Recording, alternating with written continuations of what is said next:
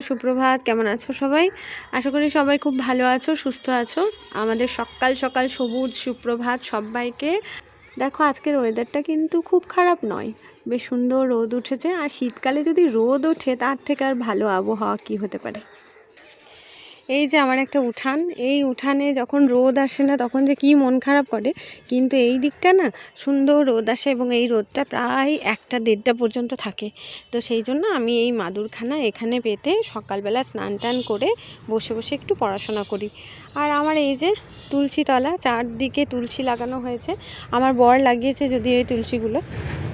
আর বাড়িতে গত বছর প্রচুর ফুল হয়েছিল, কিন্তু এবারে না ফুলের সংখ্যা খুব কম। তার কারণ হচ্ছে এই যে বড় বড় গাছগুলো হয়ে গেছে তো বাড়িতে, তো সেই জন্য আওতা হয়ে গেছে। আর ছাওয়া হয়ে গেলে কিন্তু কোনো কিছুই হয় না, কোনো সবজিও হয় না, কোনো ফুলও হয় না। তো ফুলের জন্য মন খারাপ একটা আছেই যে শীতকাল অথচ ফুল হলো না এবারে। অন্যান্য সময় অনেক ফুল হয়, কিন্তু তুলসী এত বেশি হয়েছে যে মন খারাপটা অনেক মিটে গেছে। দেখো তুলসী মঞ্জরিগুলো কি সুন্দর লাগছে দেখতে, দেখেছো? দেখো, এই ফুলগুলোর নাম জানি না, খুব সম্ভবত লিলি ফুলের মতো দেখতে, কিন্তু প্রচুর ফোটে, এক গাছ করে ফোটে। যদিও আজকে খুব একটা ফোটেনি, আমার বাড়িতে এই গাছ কয়েকটা আছে, তো এক গাছ করে ফুল ফোটে। এই ফুলটা কিন্তু কোনো গন্ধ নেই, ভীষণ পাতলা পাপড়ি। যদি কেউ নাম জেনে থাকো তাহলে আমাকে নামটা অবশ্যই জানাবে। এই ফুল কিন্তু আমি পুজোর সময়ও ঠাকুরকে দিই। আর এই যে আমার মেয়েকে যদি ছেড়ে দেওয়া হয় না বাড়ি থেকে, ও যে কোথায় কোথায় ঘুরে বেড়াবে, গোটা পাড়া চষে বেড়াবে। তো সেই জন্য বলেছি বাড়িতে খেলবে, বাড়ি থেকে কোথাও যাবে না। বাড়িতে খেলতে বসেছে, কত খেলনা বাটি সাজিয়ে রেখেছে। পুতুলটা তো মুখ থুবড়ে পড়ে আছে, কেন রে বাবু? ভীষণ দেখেছ, বাড়িতেই খেলা ঘর, সেই জন্য বন্ধুদেরকে নিয়ে ঘরেই খেলা হচ্ছে। তাহলে আর কোথাও খেলতে যেতে ইচ্ছে করবে? আর আমার মেয়েটা পুতুল পেলে আর কিচ্ছু চায় না, সারাক্ষণ পুতুলকে সাজানো, পুতুলের ঘর করা। এরই মাঝে একটা আশ্চর্যজনক ঘটনা তোমাদেরকে না বললে হচ্ছে না, যেটা হচ্ছে আমি রোদের মধ্যে দাঁড়িয়েছিলাম আর দেখলাম সাইড থেকে একটা এই যে কি ধরনের পোকা, ঘাস পাতার পোকা হবে, ও আসছিল। তো ভাবলাম বাহ কি সুন্দর, তো একটা ভিডিও করা যাক।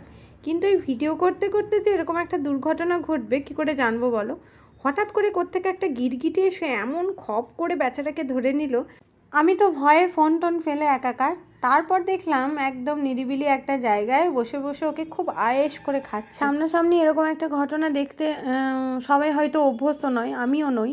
খারাপ লাগাটা স্বাভাবিক, কিন্তু পরবর্তীতে আবার মনে হলো যে না, সেটাও তো ওর খাদ্যের জন্যই ও এরকম করছে। আমরাও তো খাদ্যের জন্য কত প্রাণী হত্যা করি, নিজেকে টিকিয়ে রাখার জন্য অন্যকে মারতে হয়। এটা একটা জঘন্য ব্যাপার, আর সেই ব্যাপারটা আমরাও কিন্তু প্রতিনিয়ত করে চলেছি। এখন হচ্ছে পৌষ মাস, আর গ্রামের দিকে পৌষ মাস মানে প্রত্যেকের কাছে লক্ষ্মী মাস।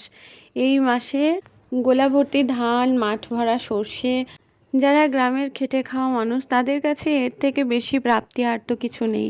এইটুকুতেই কিন্তু প্রত্যেকে ভীষণ সন্তুষ্ট। চারদিকে হলুদের এই যে আবরণ, এর মধ্যেই ছোটদের কত রকম খেলা, কখনো লুকোচুরি, কখনো হাডুডু, কখনো ফুটবল। মানে সারা বিকাল ওরা এই মাঠ জুড়ে খেলে বেড়ায়। তো চলো সন্ধে লাগার আগে তোমাদেরকে সর্ষের জমিগুলো একটুখানি ঘুরিয়ে দেখায়। আমিও বেশ অবসর পেয়েছি, সবসময় ইচ্ছে করলেই তো আর যাওয়া হয় না। সর্ষে ফুলের পাপড়ি দোলে হলদে মায়া জাল। হলুদের যে একটা মায়া আছে এটা পৌষ মাস এলে মনে হয়।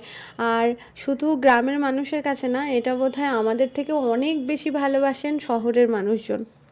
এই সমস্ত ফুল একসময় ফলে পরিণত হয়, তখন কিন্তু আর এই হলুদের আবরণ দেখা যায় না। কত মিষ্টি দেখাচ্ছে দেখো, আহা। আমরা কিছুদিন আগে এই সর্ষের জমি থেকে শাক তুলে নিয়ে গিয়ে শাক খেয়েছি। আর এখন সব ফুল ফুটে গেছে, আর ফুল তুললেই মালিক মারবে।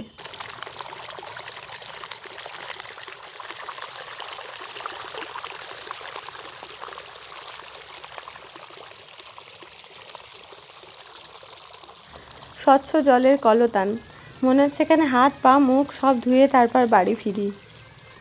জলের সুবিধা না থাকলে ফসল হয় না, কারণ আমাদের বাড়ির সামনে জমিগুলোতে এত সুন্দর সর্ষে কিন্তু হয়নি। ওখানে জলের সমস্যা, সেই জন্য যাদের জমি তারা সর্ষে লাগায়নি। আর এই দিকটাতে জলের সমস্যা খুব একটা নেই, আর সেই জন্য কত সুন্দর সর্ষে হয়েছে দেখো। সর্ষে যখন পেকে যাবে তখন এই সর্ষে গাছই আবার কেটে নিয়ে গিয়ে রোদে দুদিন শুকিয়ে আচ্ছাই করে ঝেড়ে নিয়ে সর্ষের তেল। আর শীতকালে এই রোদে বসে বসে সর্ষের তেল মাখো, আমাদের গ্রামেগঞ্জে তো সর্ষের তেল ছাড়া স্নানই হয় না। ছোটদের কথা তো বাদই দিলাম, কারণ ছোটরা সর্ষের তেলেই মানুষ। এটা কবিতা রানী চা লাগলাচ্ছে। কবিতা চা লাগলাচ্ছে। শীতে রোদটা কিন্তু খুব দামি, পশু পাখির কাছেই হোক আর মানুষের কাছেই হোক। দেখো এখানে ছাগল গরু সবাই কিন্তু রোদে দাঁড়িয়ে আছে, একটুও কষ্ট হবে না। আর শীতকালে যদি ওয়েদার বাজে হয়, মেঘ মেঘ করে, তাহলে কি বিরক্ত লাগে। ছাগল ছানা দুটো মুখোমুখি কি সুন্দর বসে আছে। আহা, কত সুখ ওদের। কাজ নেই কর্ম নেই, শুধু খাও আর বসে থাকো আর ঘুমাও। আমার বাড়িতে এত গাছপালা যে দূর থেকে বাড়িটা দেখাই যায় না, কেবল গাছপালা দেখা যায়। ওই যে দূর থেকে কিছু দেখা যায় না, কিন্তু ছোটোবাবু মনে হচ্ছে যেন উঠে পড়েছে, ওই যে দাঁড়িয়ে আছে বলে মনে হচ্ছে। তো চলো যাই, কারণ বিকাল বিকাল হয়ে গেলেই ও চা চা করে, খুব চা চা।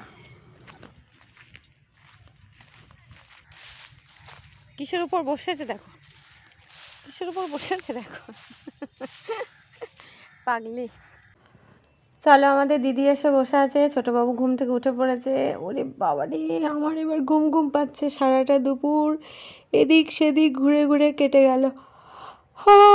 মা গো মা, ও আড়িমুড়ি ছাড়ছে ঘুম থেকে উঠে, আর আমার ঘুম হয়নি বলে আড়িমুড়ি ছাড়ছি।